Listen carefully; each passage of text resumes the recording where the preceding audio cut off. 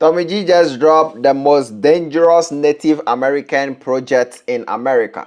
6 people were shot at the Little Earth housing complex. We are by the Little Earth community. Minneapolis police are searching for the person who shot and killed a 20-year-old man and an 8-month-old baby. When I got shot, I think 4 or 5 of us, our families got raided. I get a knock on my door, see a bunch of military-style guns. It's been getting kind of scary with gunshots here. How often does someone hear gunshots here?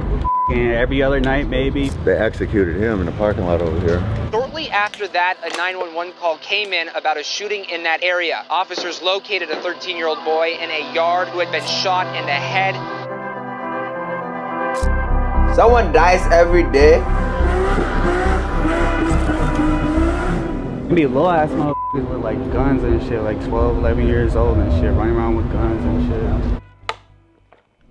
Let's cover how the Little Earth Housing Project America, came to be. The Indian Relocation Act of 1956 was signed into law, and the intent of the bill was to encourage natives to leave their reservations, go into the cities, and quote, assimilate into society. When this was signed into law, thousands of natives flocked from reservations to the cities under the promise of a good paying job and economic mobility. Many natives from Midwestern tribes, like the Lakota for example, relocated to the city of Minneapolis. These folks were paid to leave their reservation, but once they got to the city, they found themselves cut off from the support system of family and community that their reservation had provided. In 1973, the Little Earth Project was founded as a response to the housing discrimination that many natives faced. Although not officially a reservation, the 90% native population of Little Earth lead many to perceive it as such. The nearly 2.5 square mile of housing project is home to 1,500 people, and over 39 different tribes are represented in this population. This is a place of yin and yang in which it has both a very tight-knit community but also frequent violence and chaos. The instability is not surprising when you consider the high rates of unemployment, alcoholism, and the fact that 94% of the population is living under the poverty line. Today, we go boots on the ground in Little Earth, the only native housing project in the US, and we move through the neighborhood, talk through the residents, and get a feel for what everyday life is like. Let's dive in. More money, more problems, but bitch, I ain't tripping cause I want it all. My head has been robbing, my head has been trapping, trying to get the shit off. Niggas say he want war, but I know he don't want to get caught in that cross. Fuck your hoe one time, then I'm done that, tell a little hoe get lost.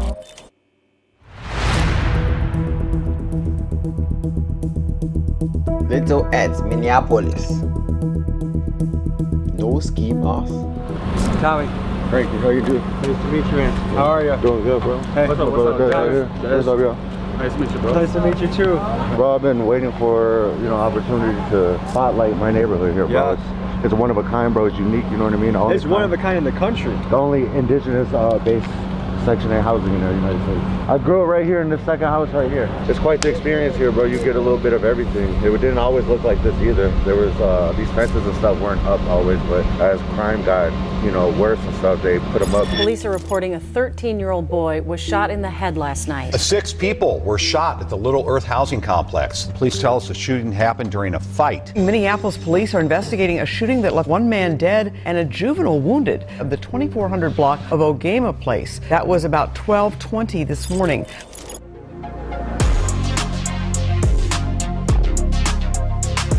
Maybe someone dies every day in this block. Garbage can's been here forever. I remember as a kid, these actually burnt up. Somebody threw charcoal in here and they lit on fire and they haven't changed them since. There's 2 sides to Little Earth.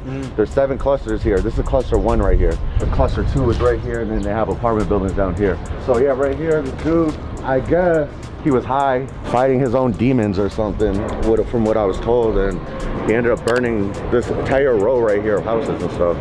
Do you know how recently this all happened? Shit, probably like 3 months ago, maybe? Yeah, 3 months ago. I always got to carry a little Narcan with me just because you never know what you'll run into. I've seen people that are overdosing and I couldn't help them, you know what I mean? A couple years ago, one of my brothers died actually in my bathroom. Like he overdosed in the bathroom, and me and my brother found his body on the toilet. Like it was really difficult because we had to lift him up and pull his pants back up on him, and as we're bringing. Why is bro just looking all around, bro? It was really difficult. This is another main reason why you don't need to join the gang, because pull look, his pants back up on him. bro is just looking around As like. we're bringing him down the stairs, his Trying mother to check if knocked there is on an my door. upcoming And or. I didn't know that she knew where I lived even, so it was just like a movie almost. That after that, See, we bro. brought him to the house. And Look at these also. as we're This guy bringing him also. downstairs, his mother knocks on my door, and I didn't know that she knew where I lived even. So it was just like a movie almost. That just that looking we around. brought him to the hospital, and yeah, he didn't make it. You know, I It's wish crazy. I had Narcan at the house because of it. So after that incident, like, I decided it's best just to keep Narcan with me. You can see people getting high, just, you know what I mean, just in the broad daylight, just getting high. And it's fentanyl hit this community particularly for hard. sure, bro. There's at least one overdose a day, if not 2, 3, bro. I'm so desensitized to it now. Me and my brother were doing the math on like how many people we knew in the community that we grew up with personally to have a relationship with them. And we think we're in a closer range to 65 to 70 people that we know personally had a relationship with that have passed away and are no longer with us anymore. It's pretty heartbreaking, sad. bro. There's a lot of people we grew up with that are no longer here, bro. So, Man, they are so rest in peace. yeah, I don't know. Are you sober? Yeah. Oh yeah, I don't drink, I don't play with my nose, I don't needles. I grew up watching that, so I didn't grew up. That's not what I wanted to be like. I ain't had no dad around, so I have kids, so I want to be something that, you know, I ain't never had. And then me and my brother ended up getting our unit right here until we got kicked out. What made you get kicked out? My brother right here was fighting, and the dude kept trying to get to his friends. We went outside prepared ready to fight with drama, you know what I mean? And during that time, I had my concealed carry. I had an AR-15 on me, and you know, in Minnesota, you can't open carry with an AR-15. So AR-15 is an assault weapon, right there bro. was open carrying that. As he's fighting, one of the guys, point blank range, is about to shoot him in his back. I distract him, and from that distraction, he shot me. One of my brothers ended up returning fire on him, and he ended up shooting 5 people that day. And I was the 6th person to get shot that day. So from that day, you know, it's hard to prove self-defense with that situation. I sat 104 days in the county, and then I did probation, and then like I violated probation. I had to fight the violation. So I sat 5 years on probation after doing the time. What happened was it went through here. It missed my Achilles tendon and missed my ankle both by just centimeters. That's lucky. Yeah, I had to teach myself how to walk again, and I'll never ever walk the same. How often does someone hear gunshots here?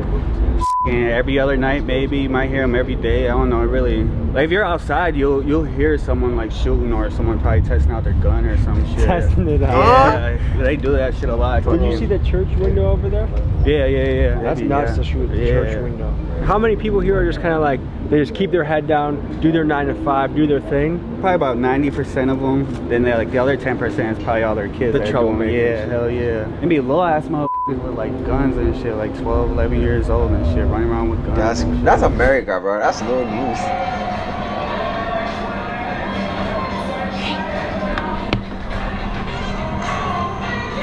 I'm just a great grandma. I stay at home. I'm raising her.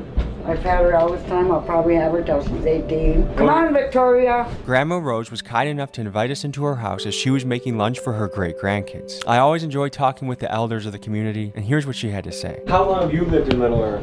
Okay, when I first started kind of strange, my daughter lived on the corner end here. She was here for like about 12 years. I had stayed with her for probably a little over a couple of years, and then I got my own place and I lived over at Phillips Towers. And then Little Earth gave me a call and said they had a place open for me. Oh, so you're gonna get on a waiting list to make it to Little Earth? Yeah, it takes almost 5 years, I think, to get in here. And what was it like getting that call that you got in? I was so happy because really feel a lot more safer here with the people. They really watch out for the elders and stuff. I was like in my 50s when I moved in here. I'm almost 70 now. Little Earth is Ooh, that's like about 20 There's nowhere years. like this in the country. Yeah, we have a lot of different tribes here. What tribe do you trace yourself to? I'm from Grand Portage. Like a couple of my grandsons were involved in the basketball teams here at Little Earth. And yeah, they got some pretty good programs here for the youth. But I pretty much stick to myself around here because, I mean, just lately it just seems like it's been getting kind of scary with gunshots. You hear gunshots every now and then and stuff, and it gets pretty close. And I worry about my great-granddaughter and stuff. I mean, because just a couple years ago, a little girl got shot. I mean, it was by accident, but it gets kind of scary with that. Do you wish there were Did she say she was shot by accident? Just a couple years ago, a little girl got shot. I mean, it was by accident, but it gets kind of scary with that. Do you wish there were stricter gun laws? Yes, definitely. There's too many young kids with that, you know, I mean, with the teenagers. Because they don't get it legally, bro. They don't get the guns legally. They just buy the guns off their friends for like $100, 120, 150, $50, 10 and stuff. That's all they do. Or some of them buy the parts from eBay, Shein, and other Chinese stores and build a gun at home. It is what it is. So no matter how no matter how hard they're tightening the laws in America in terms of gang violence or in terms of gun, bro, I don't even know what the fuck I'm saying. Stealing basically from what I heard on the news, the Kias and I don't know what other kind of car, that's pretty typical of that. And they're just getting like a slap on the wrist with the law. Like, what should be the punishment for a kid if they steal a car? What I think, when I grew up, I was a teenager, got in trouble. If you got in trouble, they sent you away. They had the county home school. They had the St. Paul Children's Home. They had Red Wing for the boys. They had Totem Town for the boys. And then they had Sac Center. I mean, for juveniles, if you got in trouble, like you got sent to one place, you go home, get in trouble again, then you get sent to a more stricter place. And I think they should bring that kind of stuff back. Something is wrong in society if we are afraid of a 14-year-old. Exactly. Bro, this kid, when you go to Twitter, bro, my Twitter, they just show me kids with How you guys guns, doing bro. today? What's up? I'm just coming from work. These getting high ready for school the kids, classroom. they be like, show your strap, we strap right now, don't get Glock 9 fully loaded. And it's like, these guns are crazy loaded with a lot of magazines, bro. Like, bro, I've never held a gun in my life before. But when I see a gun fully loaded, bro, I'm scared for my life, bro. Big day tomorrow. You a teacher? I am a teacher. How yep. old? I do 5-year-olds through 12-year-olds. I'm lead teacher right now. How is that? It's really nice. We got everybody from the community, so it's like. Is it a local school? It is. It's just straight across there. Okay. Like, is it hard for kids to focus nowadays? It's more like building that relationship with them. It's really nice to just be with them. I mean, it's such a blessing. You can watch a kid grow from a young kid to a young man or a young woman. Exactly. I was actually a former student there, so being able to work there now, it's like being able to relive my childhood and see them too. Like, you're passing the torch. Yep. Just go to show them the bridge real quick. The bridges, man. With all the murals on it? Yep. Yeah, I'd love to see that. That's where they do have a missing and murdered indigenous people wall on it, so we can see all the names. And that's big across the country. I'm learning that's a really big thing. Missing and murdered indigenous women. Yep. I've heard something like that right before, here, and I've watched this in movies. The Lear office right here. This is where they keep the statistics over here. They got college people to help sign up for college over here. This is the Boys and Girls Club over here too. So that's where the youth go during either summer or daytime and stuff. Both do you places. feel like there's enough for youth to do around here? There is, bro. There's definitely enough to do as long as kids are willing to go to it, or so it's there if they want it. Enough. Yeah, if it's interesting enough for the kids, then yeah. I don't know when they got when they put these. This is you can't even use this anymore. So yeah, you can't. They people get high right here, bro. This is where you get high at, bro. Like you're rolling up or I don't know. So they block the place. Spots that they're using to get high at. So right no here. one can even use this bridge anymore. Not no more. You can walk the long way. You can see the roof part. I think there's a camera under one of these walls on like the second floor up here. And then there's one over here too. On the other side of the street, there's cameras facing it. And then is there still a camera under it? I thought they had one under one of these. I'm not sure. But basically, it's ran under CCTV, bro. He used to work dispatch. Yeah, yep. You've seen somebody we grew up with get murdered. Like literally, like. I just went into work that night actually, and eventually finding out, seeing what happened, and it was unfortunate. Somebody got murdered on the other side of the street by these apartments. I never seen someone take death like that. They knew he was gonna die. Yeah, you could. And he just sat down and. And then they point blank executed him. Yeah, basically, yeah. But if I'm being honest, he really accepted death, and that was crazy. That was happened in 2018. That was March 24th. How long did you do that job for? I was only dispatcher there for about maybe a month. You couldn't take it anymore after that? It wasn't that. They stopped. They told me I couldn't work there no more because when he got shot, they just didn't want me to be like behind the cameras thinking that I'm gonna inside man. Yeah. Kinda. We should show them across the other side of the bridge where the mural's at, and then like the basketball court shit. A consistent theme we're hearing at Little Earth, and you'll hear at reservations overall around the country, is one of street violence and incarceration. Let's look at the numbers. In Minnesota, natives are 1% of the general population, but make up 10% of the prison population. Nationwide, Native Americans are incarcerated at a 38% higher rate than the national average. And some might ask why? Well, poverty, alcohol and drug addiction, unemployment, and generational trauma is a recipe for frequent violence. The real question is, how do we change course and break the cycle so we can see young men in particular living good, productive lives and making a positive impact on their community? You tell me. So, you just got out? How long did you serve? 9 years. That's a long time. 9 years, bro. Went down when I was 18, came home when I was 27. What'd you go away for? You went when you were You just 18? got out? Yeah. How long did you serve? 9 years. That's a long time. Yeah, 9 years. Went down when I was 18, came home when I was 27. What'd you go away for? Shit, body. What did that experience teach you? Shit, man. Life's too short. What's the plan now? Shit, man. Try to stay out of jail. All really is to it, stay out. The circle effect. People keep going back. I'm not trying to go back, you know. I guess, are you trying to get a paper job? Or are you going to try and just keep it low key in the streets, or what's your plan from there? Yeah, I ain't even got it off the job right now. I ain't gonna lie to you. I'm just taking it one day at a time. The good thing though? Are you even going to get will you be even able to get a paper job? Because I heard once you are incarcerated, you don't get to work outside, because once your employer finds out, you'll be fired. You still are very young. I'm young too, and you can write a new chapter. You know what I mean? And one chapter can look very different from the next. Well, I know you said you're trying to get Get out. out of here, so. I appreciate you sharing your story. I just want to stop learning some other shit. Thank you, man. Thank you. No, I saw his eyes looking around.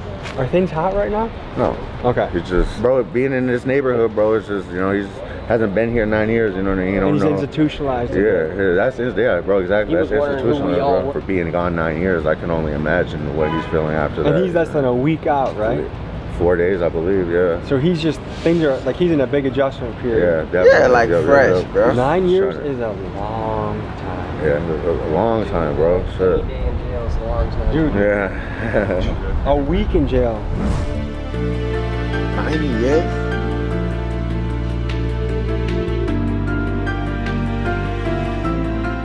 I think people that passed away got killed and shit right here.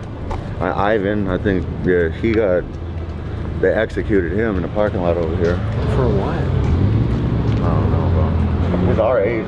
Yeah, he's our age, so I'm 27, so when that happened, like 22, 2000, so he's 22, almost.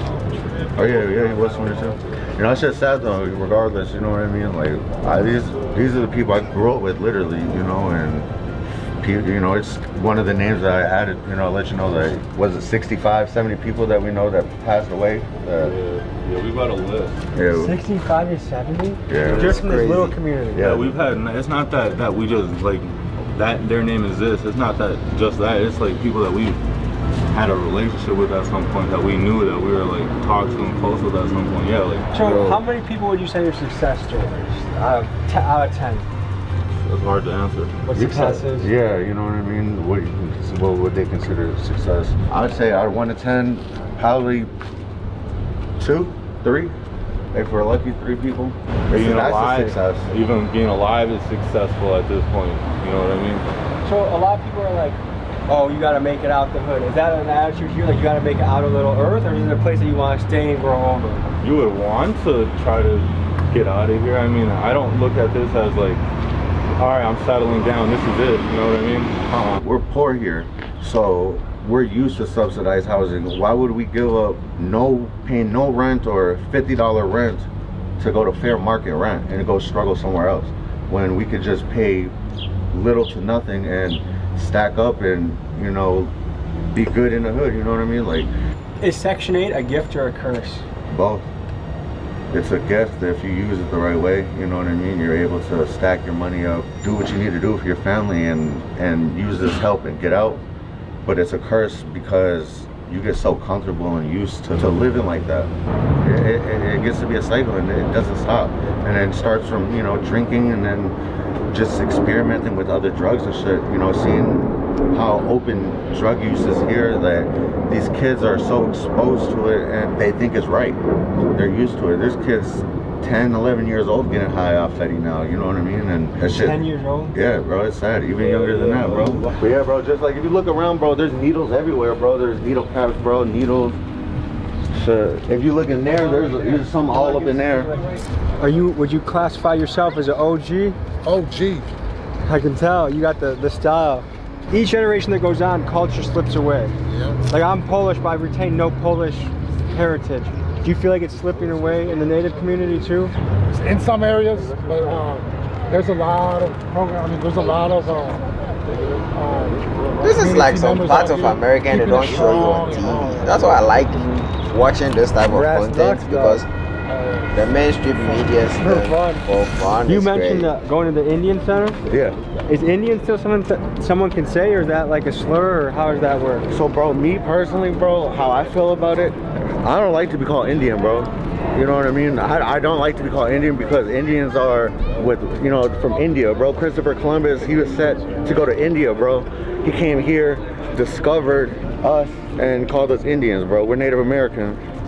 So he got his compass wrong a little bit? Basically, yeah. How could Christopher Columbus mess up this bad? Well, let's give you an interesting slice of history. Imagine this for a moment. You are an explorer, and you are at sea with nothing but a crude compass, a pencil, and some references your sailor friend Pierre had drunkenly told you at a bar. And now you're on a wooden boat surrounded by ocean everywhere you look. Maps at this time were so wildly inaccurate that oftentimes people had no idea where they were. When Christopher Columbus got to America, he thought he was in India. Hence why he called people Indians. Another example is explorer Jean Nicolet. He thought he was sailing a new path to China, so when he clambered to land to greet the natives, he wore a Chinese robe and shot 2 pistols in the air to impress them. Where he actually landed was Green Bay, Wisconsin, where the Ho-Chunk tribe resides. And the sea he thought he was navigating was Lake Michigan. Other ancient maps you'll find had locations where cyclops or multi-headed creatures stayed. Ancient exploration was really a wild era of history. Shit happened right there in that parking lot.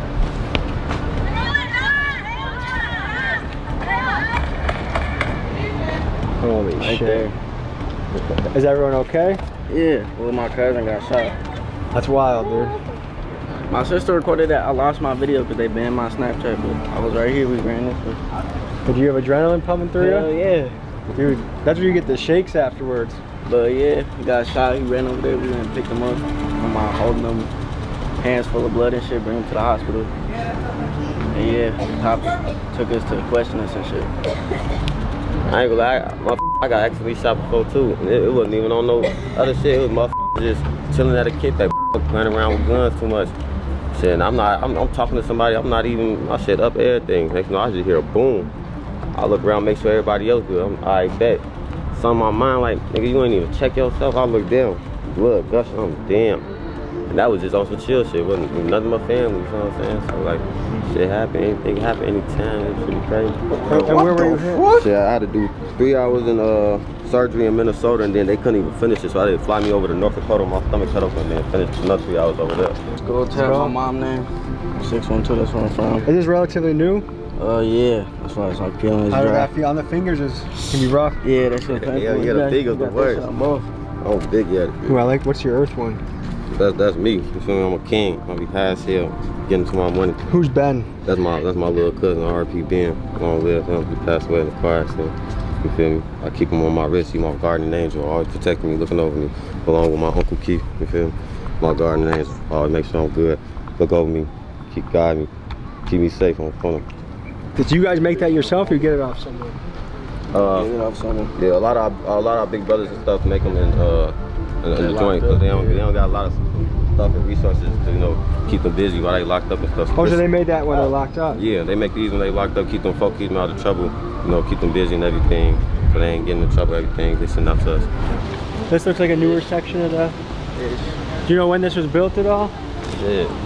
Years ago. Yeah, it's been like it's newer than the other part, but it's been for years now though. So like, I ain't gonna lie, bro. Being here, bro, we kind of feels like being in like jail or prison, bro. Like we're behind these walls, we're behind these fences, bro. We got these cameras and shit looking at us and shit. You know what I mean? Where's that on top of the roof? That's a gun spotter right there, bro. We got gun spotters on all these buildings, bro. All these cars. Yep. The shot spotters. Yep. You within 70 meters of where a gunshot goes off, it can tell. And because he's a sketchy white, I trust every word he's saying right now. Well, my incident that happened with me and shit, I was shot, so I had to run from that parking lot we were just in. Had to hop these fences over here, run, get up here, jump down from this ledge right here, and mind you, I have a bullet on my foot, you know what I mean, just shot. My shit, I don't feel nothing. I'm just running, and then they found a bloody footprint from over there. Oh, look at that needle cap right there. They found that bloody footprint from over there all the way over here and shit, bro. See the caps everywhere right now. Everywhere. Look at, there's needles right there. Dude, fentanyl is ruining a lot of cities in this country right now. Yeah, bro, it's, you know how people smoke cigarettes? Yeah. Like, you know, just open, you know, it's, you could smoke a cigarette. People are doing drugs and shooting up right in the open and shit. This is a big homeless camp over here. This was huge. Right in here? It was all through here. So now they just fenced it off so no one can use it. Yeah. Growing up like that, they finally got people to stop sleeping there. And they do what they call, they evict the homeless, you know what I mean? They go do evictions and stuff, and they... What do you think about that? I think it's, I honestly, I get why they want to keep people from certain, not even that it's certain areas, but they just want to keep people from contaminating the ground. They want people to not be afraid to walk across the street. They don't want kids or adults, anyone for that matter, to step on needles, so they go do these evictions. I feel like anyone that gets mad about the homeless getting cleared out just haven't had them live by them before. They haven't, right. My friends from Little Earth wanted to show me the impact of fentanyl in their community, so they walked me past the intensity that has been accumulating in the area. But one thing I was aware of is that Little Earth was beefing with the Somalis just on the other side of the street, and I knew I had active members from Little Earth walking with me at that moment. And just the day before, I had met with the active Somali members of the other side. So that was my motivation for not wanting to stop and casually observe the scene, and instead walk quickly without asking very many questions. I hope you understand. For the last half of the journey, we're coming to the high school. So what are we walking up to? We're walking up to the high school in the neighborhood. This is center. This is where everything goes down. No, I'm just saying. What I really want to show is our wall. Is protect our sisters for the MMIW. A lot of that goes down in our community. It affects our sisters, our cousins, our aunties, you know, some people so close to us. And there are some of the many few names that victims of that, you know. Overall, Center's a really nice place to be, you know. It's lack of resources, I could say, in our community, but you know, when you really sit down with them, you know, they do have big dreams. Some of them want to be a psychologist, you know, and you'd never think that. It's like more judgment around. Our school's just been thriving lately, I could say. It's been a change. You guys got any GoFundMe for the garden? No. Can you make one? We could do that, yeah. That would be what's up. I'm going to put the link to the GoFundMe in the description. You want to help grow a community garden for the kids? For the kids, for the families. We want to be able to bring food home and be able to cook with natural ingredients. That's what it's all about, the community, the children, the females, protecting, keeping everybody safe, bringing everybody up together. So we can all be one big, happy family, build off each other. I dig it. So on that note, hey, if you want to bless the GoFundMe, please do. Link is in the description. Let's send some blessings this way. Let's go do some 100 for the GoFundMe, bro. See you next week. Let's do that. Let's do that. I'll drop the GoFundMe in my description as well. Just go make it crazy, bro. Let's make it crazy. I'll drop 100 myself. Then let's go from there, man. I've got some W's in the chat for Tommy G. He's like one of the greatest people around in terms of content creation. I watch his content and Tyler all the time because they do the type of things I want. So yeah, it is what it is. Let's get to the next one. What else are we reacting to, chat?